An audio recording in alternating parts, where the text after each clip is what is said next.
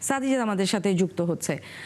সাজিদ, আপনার কাছে নতুন কি আপডেট আছে এবং একটু জানতে চাই যে এই যে বৈঠক চলছে সেই বৈঠকে আসলে কোন বিষয়গুলো বেশি গুরুত্ব পাচ্ছে এবং আপনার কাছে আর কোনো মন্ত্রীর সাথে কথা বলার সুযোগ হয়েছিল কিনা আপনাদের? আপনি স্বরাষ্ট্র মন্ত্রণালয়ের যে বৈঠক সেই বৈঠকের কথা বলছিলেন, সেই বৈঠকটি একেবারেই স্বল্প সময়ের মধ্যে শেষ হয়েছে।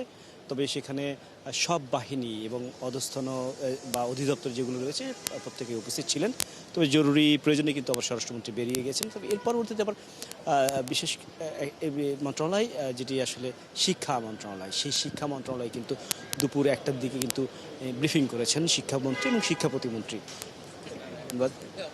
দুঃখিত, তারা দুজনই কিন্তু বেশ কিছু পরিকল্পনা কিন্তু দিয়েছেন এবং এই পরিকল্পনাটি তারা বলছেন যে প্রায় 10 থেকে 15টি পরিকল্পনা ইতিমধ্যেই তারা মন্ত্রণালয়ে যারা কর্মকর্তা রয়েছেন প্রত্যেকের সাথে আলাপ আলোচনা করে এবং একই সাথে যেহেতু শিক্ষামন্ত্রী এর আগেও মন্ত্রী ছিলেন সেই অভিজ্ঞতার আলোকে এবং শিক্ষা প্রতিমন্ত্রী তিনিও দেশ বিদেশে বিভিন্ন জায়গায় শিক্ষা নিয়ে কাজ করেন। ম্যাটাডোর নিয়ে এলো স্মার্ট ইনস্টাওয়াল। এটি ইঞ্জিনিয়ারিং প্লাস্টিকে তৈরি মজবুত দেয়াল।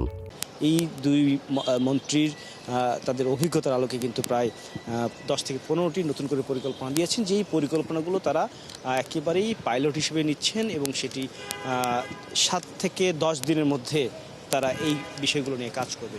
এর মধ্যে যদি বলা হয় যে উল্লেখযোগ্য সেটি হচ্ছে যে এই যে মপ করে পরীক্ষা স্থলে সন্ত্রাস করা এবং অটো পাস নেওয়া সেগুলো যেমন বন্ধ করা, একই সাথে দুর্নীতি ছিল শিক্ষা খাতে, যে দুর্নীতি ছিল সেই দুর্নীতির খাতে যে অপচয়গুলো হয়েছিল সেই অপচয়গুলো নতুন করে তারা সেটি আলোচনায় এনে তদন্ত করে সেটি কিন্তু তারা ব্যবস্থা নেওয়ার কিন্তু তারা পরিকল্পনা নিয়েছেন।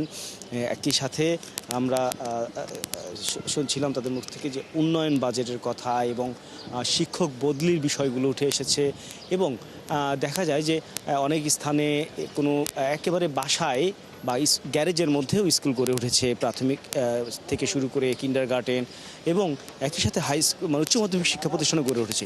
এই সমস্ত শিক্ষা প্রতিষ্ঠানগুলো আসলে কিভাবে গড়ে উঠলো সেগুলো যেমন তদন্ত করে বের করে আনা, একই সাথে অনুমতি ছাড়া অর্থাৎ মন্ত্রণালয়ের অনুমতি ছাড়া এবং সব ধরনের ফায়ার ফাইটিং ব্যবস্থা, এক্সিস্টিং ব্যবস্থা সহ শিক্ষার্থীদের নিরাপত্তা সব কিছু না থাকলে কোনো শিক্ষা প্রতিষ্ঠান দাঁড়াতে পারবে না। সেই বিষয়গুলো কিন্তু তারা ইতিমধ্যেই মন্ত্রণালয়ে প্রায় প্ল্যান হিসেবে দিয়েছেন। এটি 7 থেকে 10 দিনের মধ্যে তারা এটি পাইলট আকারে কিন্তু তারা পরিকল্পনা এটি বাস্তবায়নের চেষ্টা করবেন। একই সাথে সাজিদ, আপনাকে ধন্যবাদ। আপনি আমাদেরকে শিক্ষামন্ত্রীর যে বিভিন্ন পরিকল্পনার কথা আপনাদেরকে সাংবাদিকদেরকে জানিয়েছে সেই কথাগুলো আমাদেরকে জানাচ্ছিল।